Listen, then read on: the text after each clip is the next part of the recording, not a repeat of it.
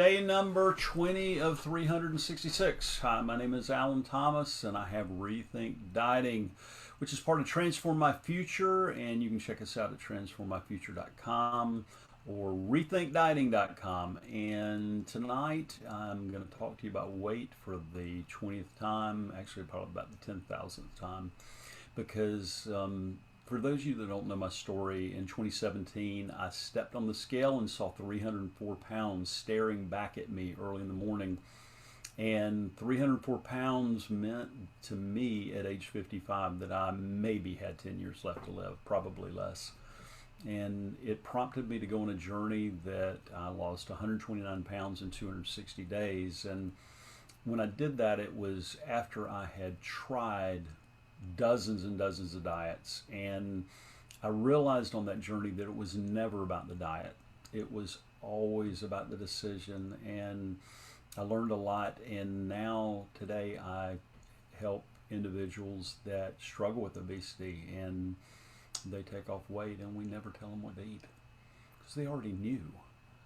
And it's interesting as I go through this journey with a lot of different clients who have different challenges and different ways of life, and some have 25 pounds to lose, some have 250 pounds to lose, or 300 pounds to lose, and it's always intriguing to me when you start thinking about what would it be like if I lost the weight.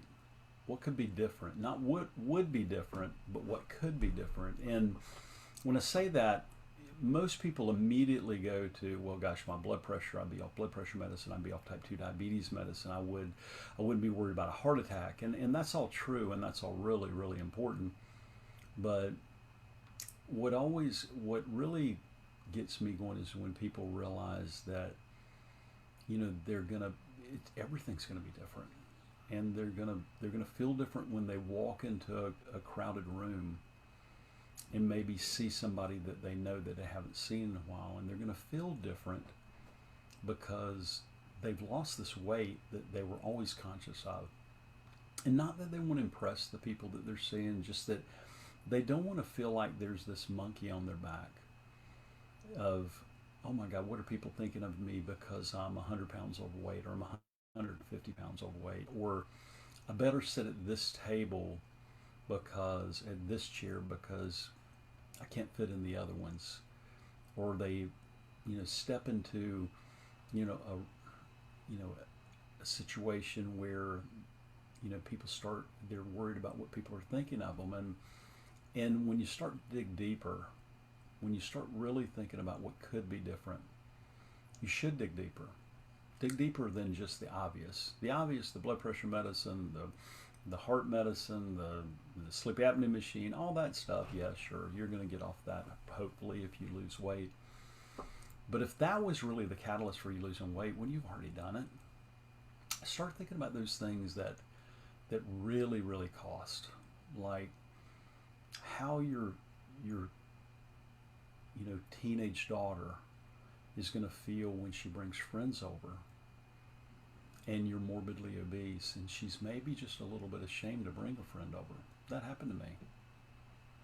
Or how about when one of your kids says, maybe dad just doesn't love us enough to get his weight off. How about those kind of things? That's a lot more powerful than I want to get off my blood pressure medicine. It's a lot more powerful when you start thinking of what the real cost of remaining overweight. And if you're overweight, it's likely that you're obese. If you're obese, if you think you're obese, it's likely you're morbidly obese. And I don't say that to shame anybody, because I've been there. I know what it feels like, but I say it to wake you up. Think about what it could be as you sit down in front of your meal this weekend. Think about what it could be if you changed.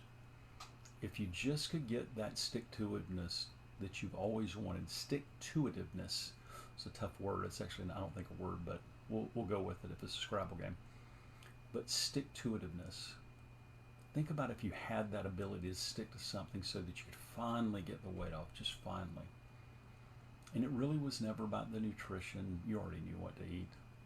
It was really never about the exercise. You already knew what you could do. It was always about how can I stick to this and stay the course. That's what I specialize in. People ask me, I said, I'm the guy that shows you how to stick to one when they talk about diets. So what kind of diet do you use? I said, well, what kind would you like? And people are always intrigued by that. So wait a minute, don't you help people lose weight? I said, absolutely.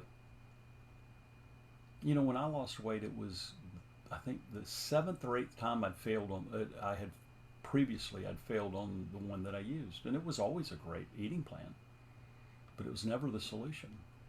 The solution was always between my ears, and when I figured that out, I didn't have to be a doctor because I'm not one. I didn't have to be a nutritionist because I'm not one. I didn't have to be a dietitian because I'm not one, and I certainly am not an exercise expert, physical fitness expert. But what I had to become an expert was I had to become an expert on me. And when I see individuals start to become experts on themselves, and then they start to do these things that are beyond comprehension, that they always had available to them, that was always within their power, and it's the most amazing thing you've ever seen when you tap into that vein of gold that you know is lying just beneath that fat. And so, guys, be encouraged. There's another side to obesity. You can get through it. If I can do it, I believe anybody can do it. Now, maybe somebody can't, but I want you to consider that it's possible. If you'd like to have a conversation with me, you can go to transformmyfuture.com/apply. My wife and I work with ladies, and I work with men that believe their weight is holding them back from living the kind of lives that they know they were destined to live. You can check out my video at rethinkdieting.com, or you can watch more of these videos on YouTube at Rethink Dieting. So guys, until tomorrow, keep on pressing post as you press forward.